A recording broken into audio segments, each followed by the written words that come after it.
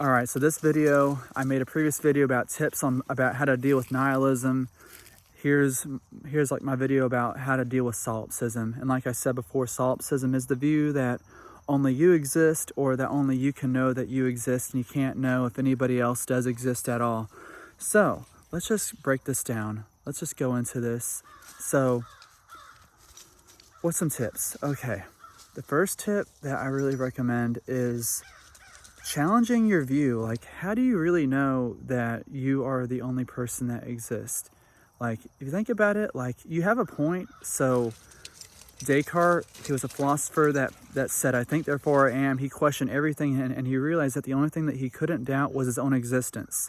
So that's kind of where solipsism gets its roots from. It actually goes before Dayart, but Dayart is one that I'll use here. That's kind of where the whole theory is like centered around, is like that insight that you can only know that you exist and that your thoughts are real. You can't know if anybody else is thinking, or is some AI or like artificial intelligence. Like, we don't know that. But the thing is you don't really know if you're real either. So you can also, that's something else that you can also question, that is that if you think that everybody else is not real and you're the only real thing, well, I encourage you to go deeper, because you can find out that everybody around you has the same reality that you do. And if you feel like that everybody is not real, then you're also not real. But I also want to challenge you with that, and I'll make a separate video about breaking down like what the self-identity is.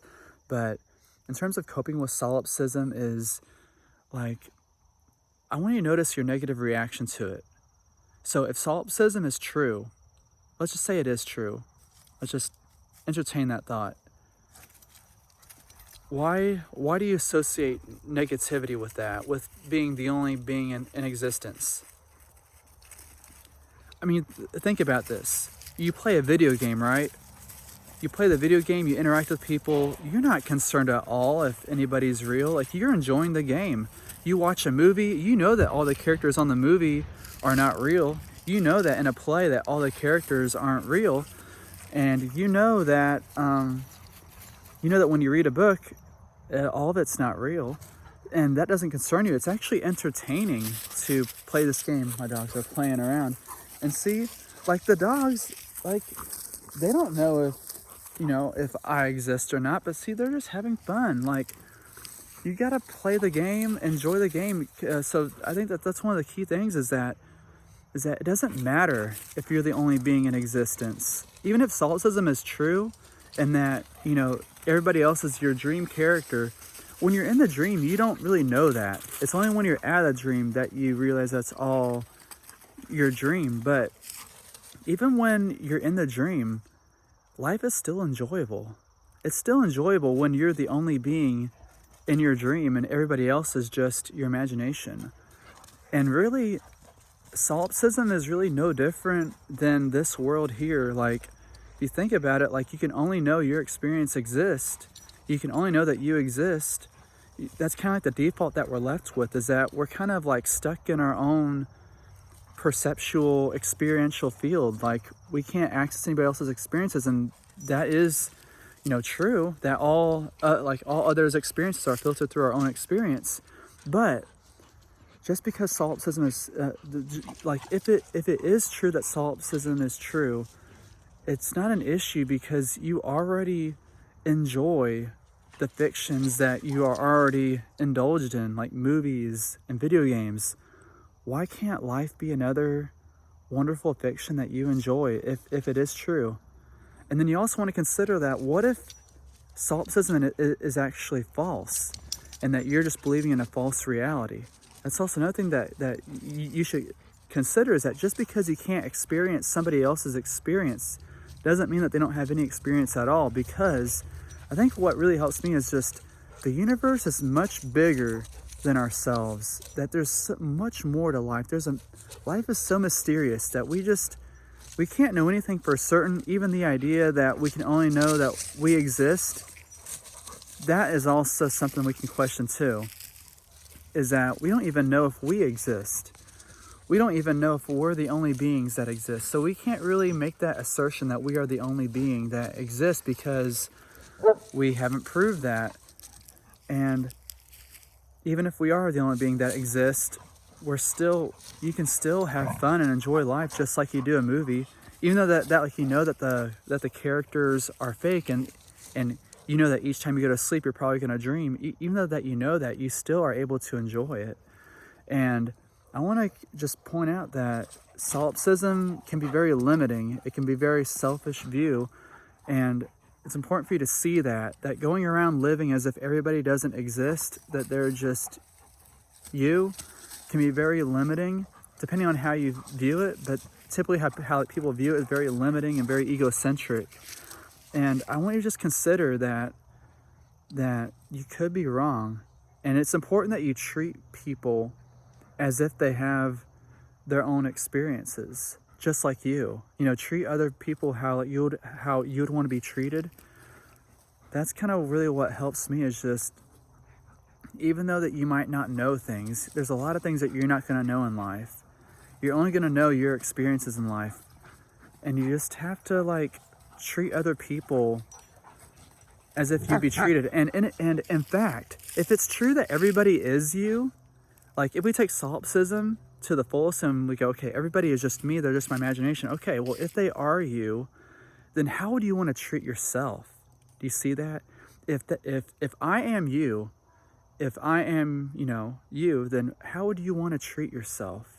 Would you want to treat another character in your dream with compassion, with kindness? Like, what kind of dream do you want to have? Do you want to have a peaceful dream or a nightmare?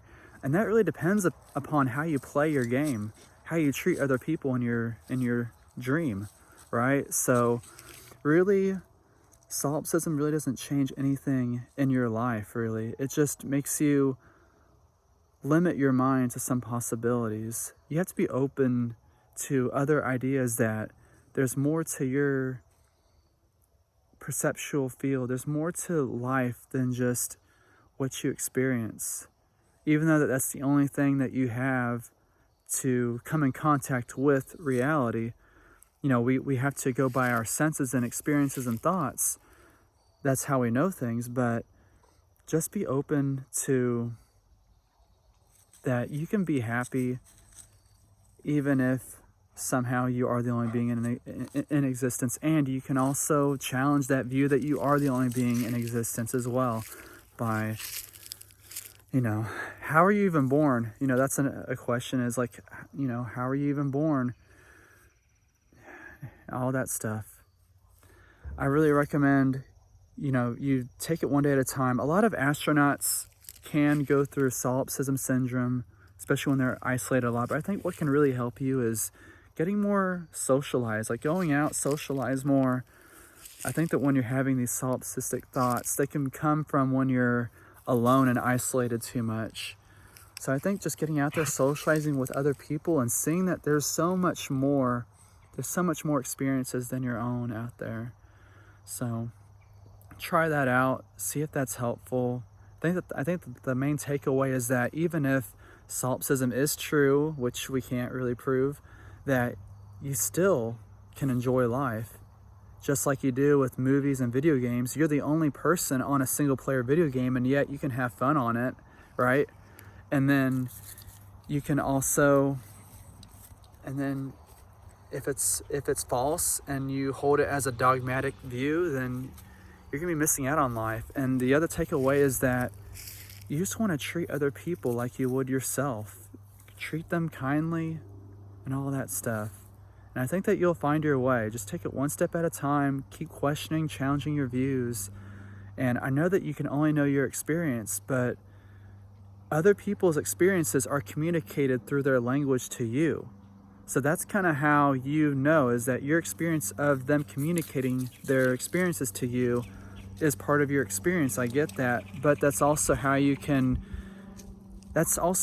go outside of your experience, is that reality is co-constructive. We are each helping each other to learn about reality. So just consider that, that there's more for you to learn than just your own experience, that other people can teach you things more than you can on your own sometimes. But it's also important to also think independently as well. So I hope that's helpful. It's a long video. Have a good one.